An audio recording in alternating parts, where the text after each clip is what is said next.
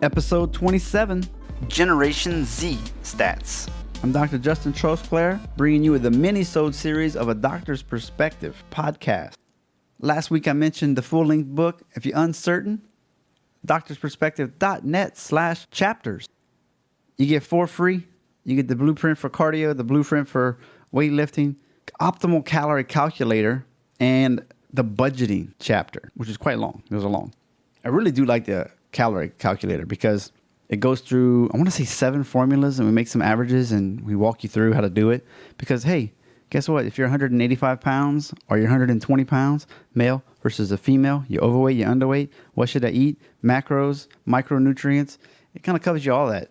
So that way you know what to do to maintain, right? I'm almost at the weight that I want to be, so I can just figure out, a nice calorie to maintain it. Just calculate it for a while and you start figuring it out. It's good stuff. Today's show. Doctor Marketing Tips Podcast, Generation Z. Ho, ho, ho. Yes, y'all. The millennials, that's what they are, 9 to age 24. Dude, they've always had a cell phone. They don't know anything different, right? They've always had a smartphone to get with it. Find out whatever they want. Now, there's some people are like, well, they don't know as much as they did before because they don't have to memorize anything. All right, whatever. That's not what this podcast is about. Now, these people, they're not really on Facebook per se. That's kind of like what your parents are, our age, right? But they're on other things. They didn't discuss what those were because I guess they're always changing. But you can guess, I would say Snapchat, but I think Snapchat's fading away. But it's still there. There's a program called MeWe, M-E-W-E. No ads. They don't save your information. I do have a profile on there. Yes, you guessed it, Justin Trosclair. But I don't really have that many followers. They only got, I don't know how many millions of people, but you really have to find people that are on it. And that's the tough part is, even if you have 5,000 people on Facebook, which is the upper limit on your personal page, it's like, are they on MeWe? I don't know. Just saying, who knows where they are. Anyway, but they're almost always online because of their pockets. When they're doing shopping and things, 1/4 will write a review. Can you believe that? 1/4 of them, 25% will write a review about it. So if you got some kind of product line and you're targeting them, they will be good at referrals. So if you actually have a regular clinic as well and you're seeing some younger people between 9 and 24, you might ask them. They might give you the referral. Much more easier than a 60-year-old. They value their family's opinion, family and friends, other reviewers compared to like celebrities, which is an interesting thing. So they don't care about that paid celebrity as much as their own family, friends, and other people that have reviewed, okay? Peer-to-peer reviews are obviously what I just said is the most important. Having word of mouth, they really like that because if somebody else used it, that means it's good. Okay. 68% said they would check first very often. So they don't just buy a product. They don't just go somewhere. 68% of them want to make sure it's cool first. As far as what reviews they're looking at, 80% will check friends and family. 65% will check some kind of social media.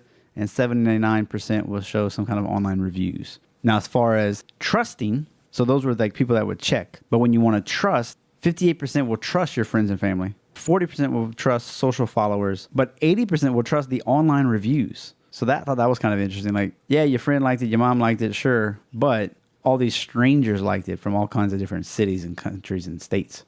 So I thought that was kind of cool.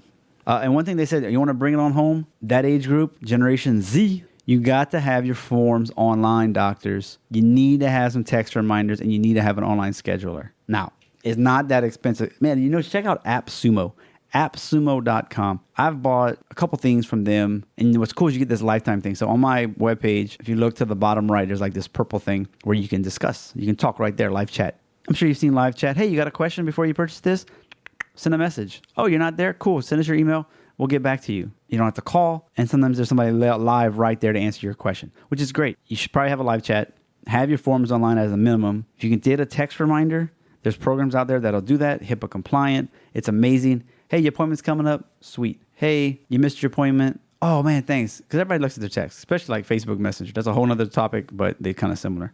And then an online scheduler, if you're able to. There was a dentist podcast, Cash Practice, that I was listening to, and that was one of the conversations they had. And I think I talked about it already, but I'll do a brief overview. Do you want to have an availability, if it's like on a Saturday, that where they can schedule Monday? Does it make you look like you're not the busy doctor? Or does it look like, if they say anything like, no, I always keep 2 emergency appointments. Otherwise, we get booked out. I know of a buddy that they definitely always have. They're booked out like 6 weeks, but every day there's one spot in the morning and one spot in the afternoon that they leave open for emergency cases, and that might be one way to do it. It's kind of like psychology. Do you want to be with a busy doctor or the not busy doctor? Okay, hope that gives you something to think about. Tell a friend, write a review. Check us out at Justin Trosclair MCC on Facebook. I'm always on Instagram. Y'all have a great day, great week. Tuesdays and Thursdays, new minisodes released. You just went #behind the curtain.